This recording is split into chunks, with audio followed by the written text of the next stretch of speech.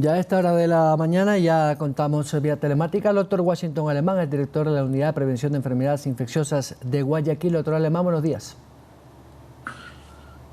¿Cómo está? Muy buenos días y agradecido por la invitación para conversar con ustedes. Doctor, le pregunto primero por las pruebas diagnósticas que hace Guayaquil. Si bien la ministra ha dado esta nueva disposición o un reglamento para que las personas que deseen tomarse pruebas rápidas, PCR o de antígeno, dispongan primero de una autorización médica.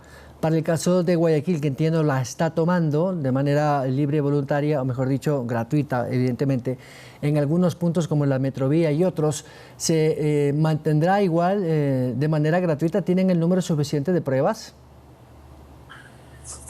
Mira, la gratuidad de la prueba persiste.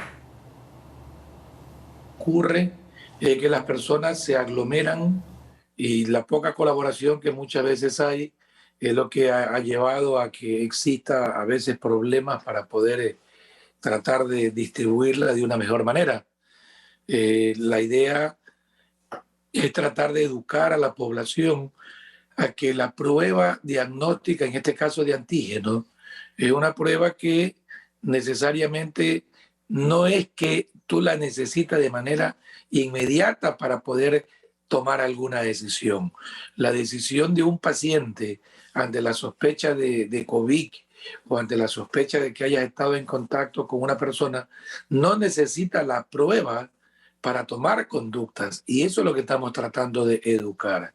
Es decir, en este momento en Guayaquil la prueba sigue siendo gratuita, pero se la está realizando a pacientes que la necesitan previa evaluación médica, que tenga alguna sintomatología o que tenga algún criterio para realizársela. Hay muchos pacientes que vienen a hacérsela porque ayer tuvieron una reunión o vienen a realizársela porque mañana tienen una reunión. Es decir, a veces existe también poca colaboración por parte de muchas personas, ¿no? Doctor, precisamente le preguntaba eso porque hemos visto en las imágenes en Guayaquil filas largas, enteras, de vehículos en algunos laboratorios privados y evidentemente en los públicos que ofrece el municipio, de decenas de guayaquileños que por temor, miedo, pánico o como sea, o prevención, quieren saber si tienen o no contagio, porque además coincide que iniciamos ya en la época de calor, de humedad, donde efectivamente hay las que se denominan enfermedades estacionales, que es la gripe común, la H1N1, el dengue en muchos casos, donde además los síntomas son muy parecidos a los que presenta la COVID-19. Entonces, ¿cómo poder, digamos, manejar de mejor manera esta presencia o demanda de pacientes por estos servicios?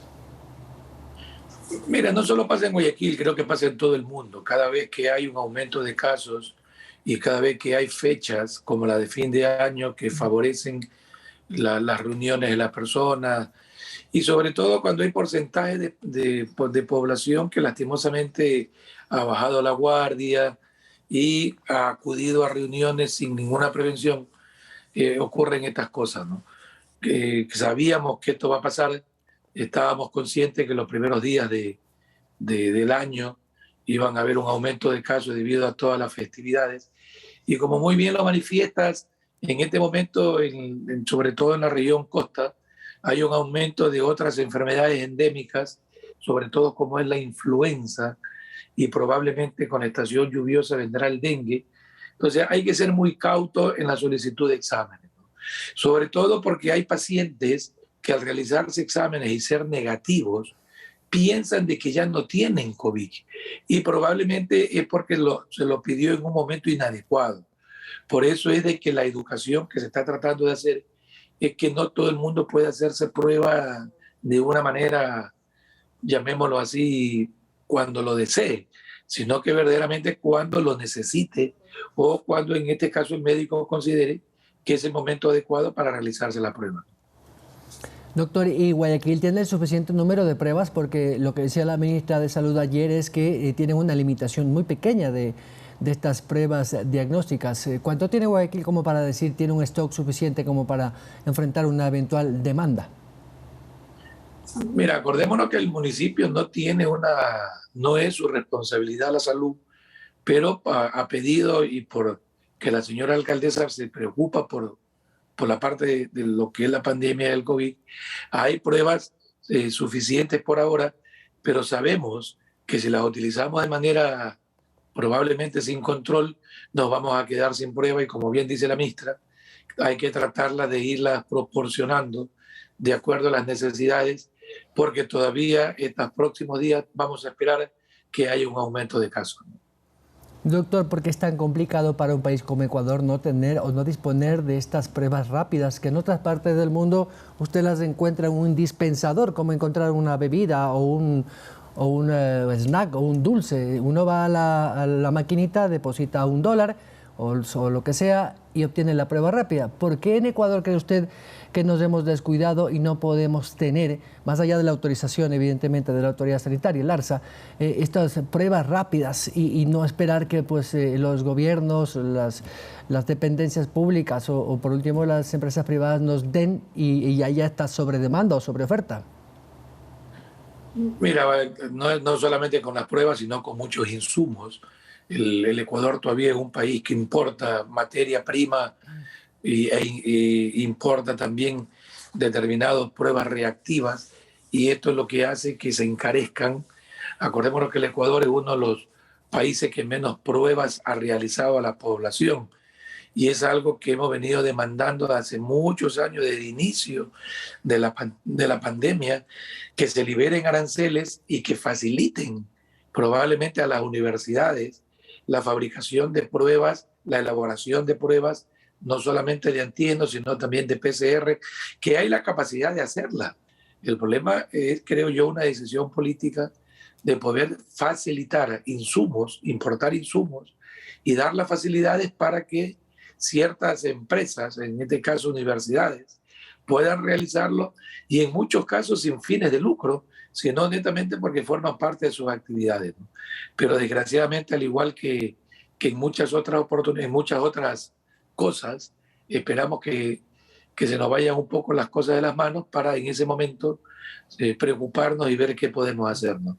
Yo creo que es una falta de decisión política, falta de una visión de saber que el país puede contar con mucho material, con mucho personal o instituciones de poder hacerla, pero que lastimosamente nos falta esa iniciativa para poder ir abriendo campos, para ir realizando este tipo de exámenes.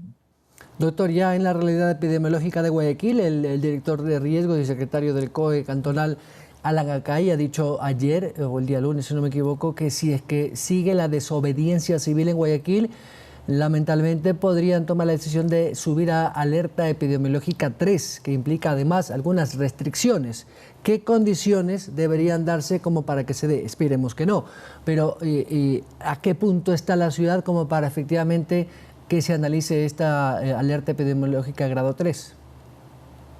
Mira, las medidas las autoridades las irán tomando de acuerdo a cómo la epidemia va avanzando.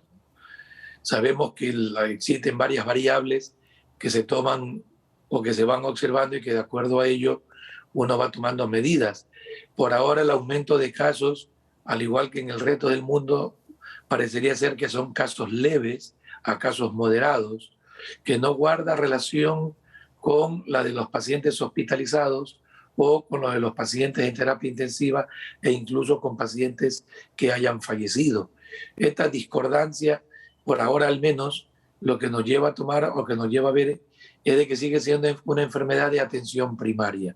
Creo yo que en el transcurso de los días y de acuerdo a cómo sean las diferentes variables que se vayan dando, es las evaluaciones que se irán haciendo en la ciudad para de acuerdo a eso tratar de ir viendo si el momento epidemiológico es suficiente como para ir cambiando los diferentes estados de alerta a lo mismo. Por ahora, creo yo que las evaluaciones se hacen día a día, ¿no? Y se toman decisiones semanales. Por ahora yo creo que estamos esperando ver el comportamiento de esta semana.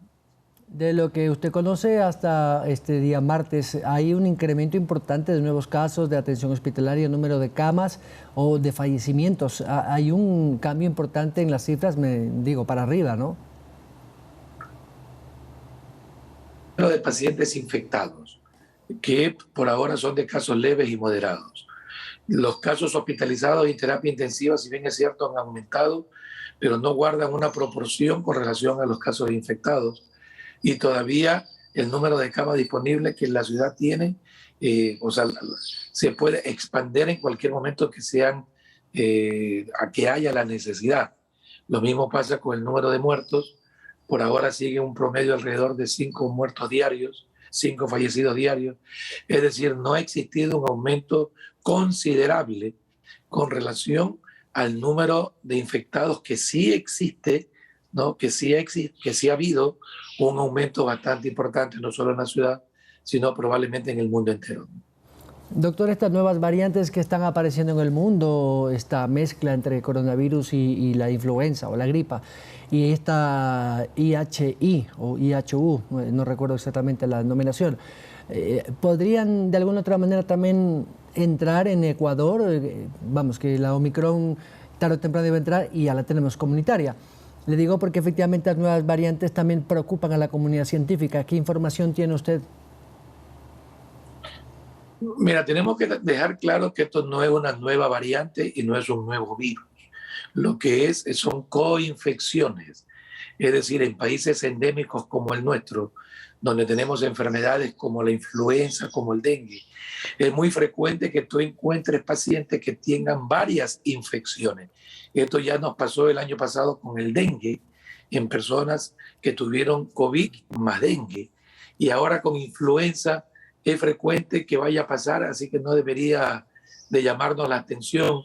Probablemente debemos de estar alerta porque ante la suma de síntomas, ¿no, verdad?, de influenza por un lado y de COVID por el otro lado, lo que puede existir que al ser virus respiratorio, los pacientes con alguna enfermedad vulnerable pueden tener una presentación clínica un poco diferente debido a la suma de síntomas.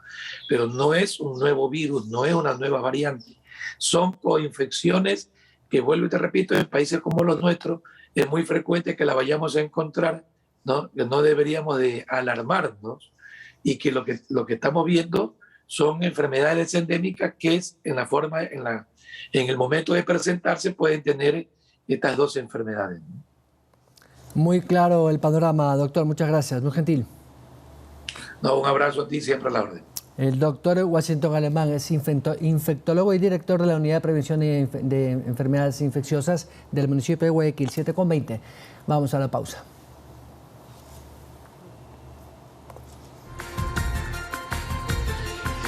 Somos retransmitidos por Pública FM, Quito, Guayaquil y Cuenca 105.3, Manta 88.1.